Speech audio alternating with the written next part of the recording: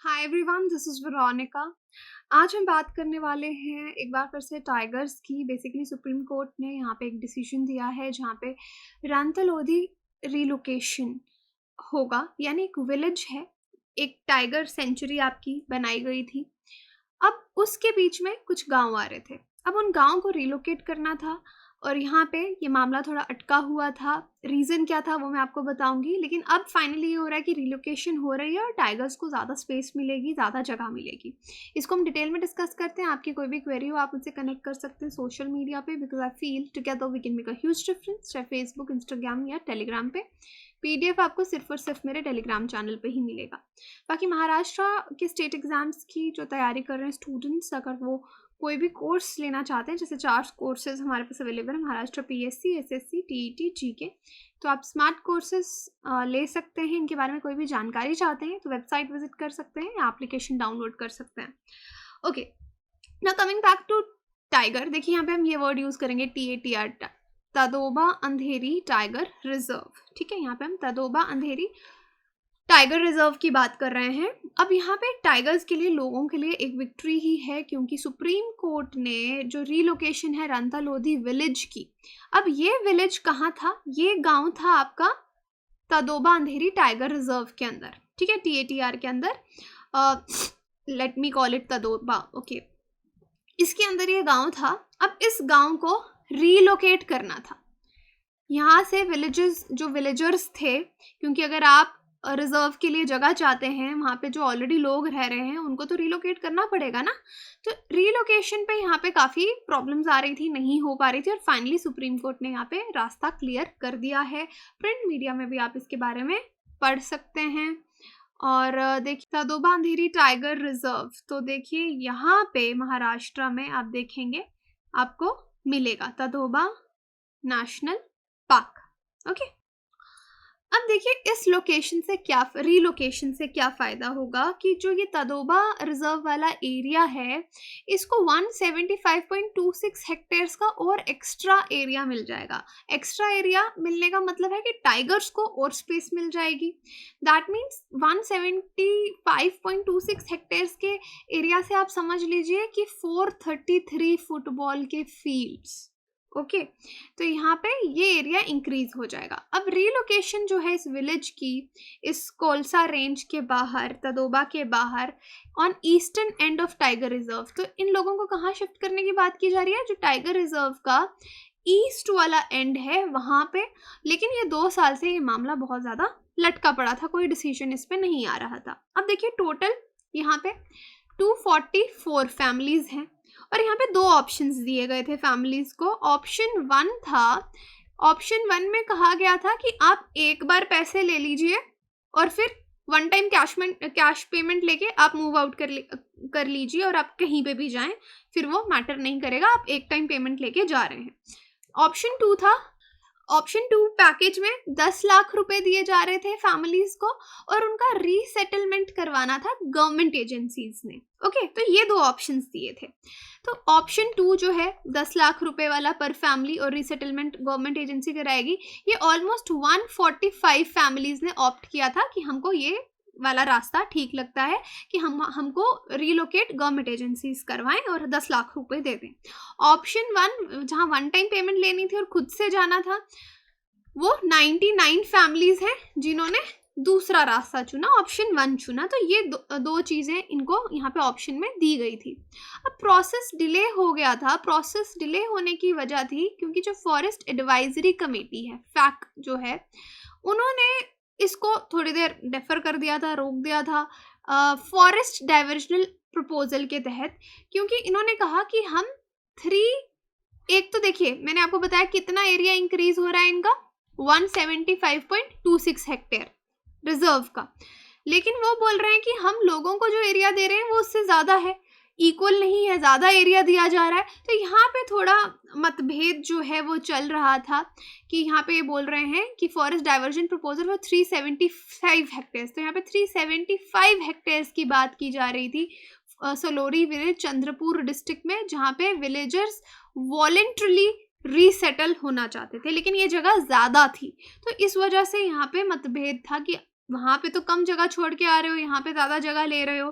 तो ये मतभेद यहाँ पे चल रहा था और एफएसी ने यहाँ पे सुप्रीम कोर्ट में ये केस कर दिया और महाराष्ट्र ने अपना केस जो है वो सुप्रीम कोर्ट के आगे रखा कि लैंड जो रिजर्व यहाँ पे डी रिजर्व की जा रही है रीसेटलमेंट के लिए, वो जो जितना वो खाली कर रहे हैं उससे ज़्यादा नहीं होनी चाहिए, उसके कोर एरिया से ज़्यादा नहीं होनी चाहिए, बट यहाँ पे हो रही थी। अब रंता लोधी एरिया में जो विलेजेस ने 375 हेक्टेयर्स जहाँ पे उनको भेजा जा रहा है इन रिटर्न, और तदोबा में 170, तो मतलब यहाँ पे 175 हेक्टेयर्स वर्सेस 375 हेक्टेयर्स की एक जंग सी छिड़ गई थी। लेकिन स्टेट के चीफ वाइल्ड लाइफ वार्डन जो हैं उन्होंने 7 मई 2021 में सुप्रीम कोर्ट में गए और महाराष्ट्र का केस वहाँ पे जाके रखा।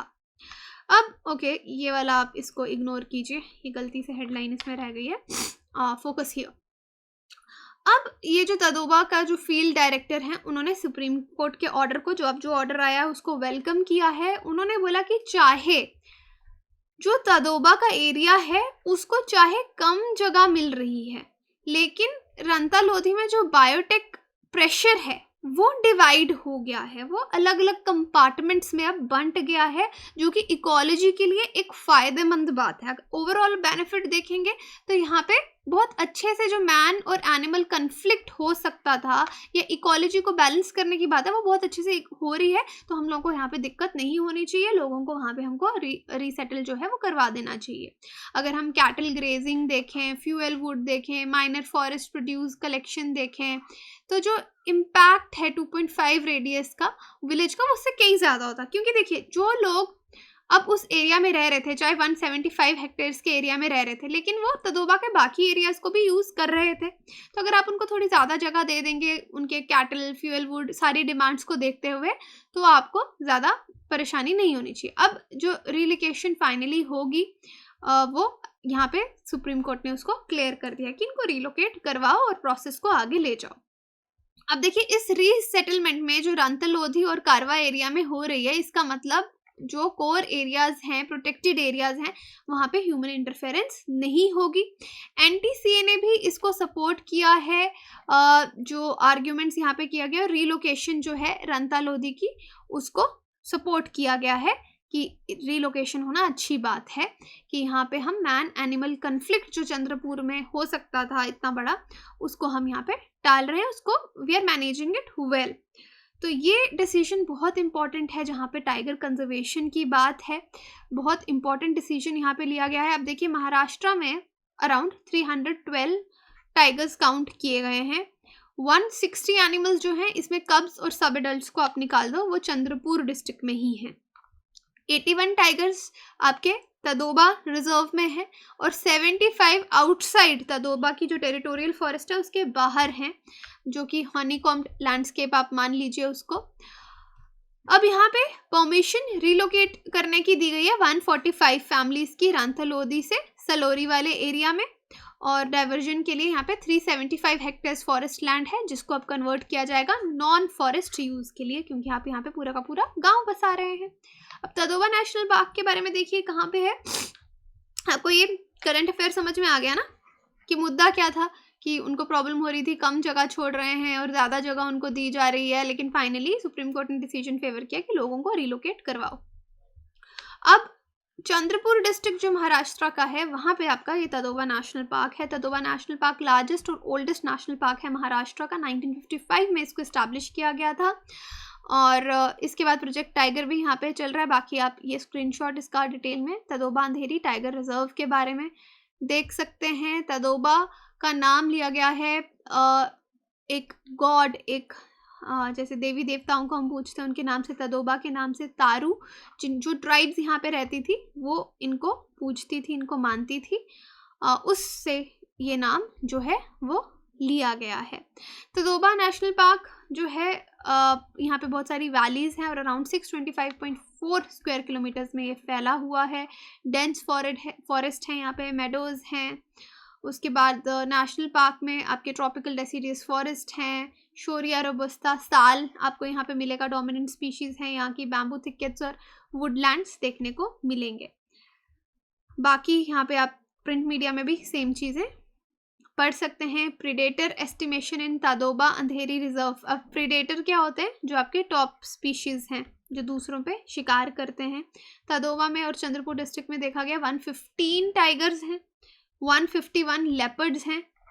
कितने एरिया के अंदर? 1727 स्क्वायर किलोमीटर, जो कोर एरिया और बफर एरियाज आप रिजर्व के अगर मान लें तो 115 टाइगर्स और 151 लेपर्ड्स हैं, ये प्रीडेटर्स हैं। तो लॉन्ग टर्म मॉनिटरिंग यहाँ पे टाइगर की गई है। टाइगर की पॉपुलेशन इनफैक्ट ज़्यादा भी यहाँ पे पाई गई है, लेकिन डेंसिटी उसकी कम हुई है। डेंसिटी कम होने की वजह है कि यहाँ पे जगह इंक्रीज कर दी गई है। उसके बाद नेक्स्ट देखिए, एनटीसीए ने, मैंने आपको बताया कि इस फैसले का वो खुश हुए हैं कि अच्छा फैसला ले गया। एनटीसीए क्या है? एक स्टैट्यूटरी बॉडी है जो ministry of environment and forest के अंदर आती है। 2005 में इस्टेब्लिश किया गया था टाइगर टास्क फोर्स के लिए इसको, और वाइल्ड लाइफ प्रोटेक्शन एक्ट 1972 के तहत इसको बनाई गई है। तो ये ही प्रोजेक्ट टाइगर और जो भी रिकमेंडेशंस होती हैं इससे रिलेटेड उनको देखते हैं। पावर्स इनकी क्या है कि जो भी सस्टेनेबल इकोलॉजी को लेके मतलब टाइगर रिजर्व्स के अंदर माइनिंग होनी है, कोई इंडस्ट्री सेटअप होनी है, कुछ भी होना है, तो यही उसको इवैल्यूएट और असेस करते हैं एनटीसीए। और इंफॉर्मेशन प्रोटेक्शन मेजर्स पे, कंजर्वेशन प्लान्स पे, तो टाइगर्स को लेके कुछ भी काम जो होता है वो एनटीसीए ही करता है। इलीगल एक्टिविटीज़ पे चेक करता है, सपोर्ट देता है, साइंटिफिक इंफॉर्मेशन देता है। तो इनके बहुत सारे फंक्शंस भी हैं एनटीसीए के। अब क्वेश्चन है आपके लिए, consider the following statements regarding Tadoba tiger reserve. It was established as the first tiger reserve in Maharashtra 9394, Maharashtra oldest and largest national park. तो आप कमेंट सेक्शन में मुझे सही आंसर बता सकते हैं, टेलीग्राम में पार्टिसिपेट कीजिए। बाकी आप हमारी वेबसाइट विजिट कर सकते हैं, एप्लीकेशन डाउनलोड कर सकते हैं, EMI पे भी कोर्सेज अवेलेबल हैं। Thank you so much.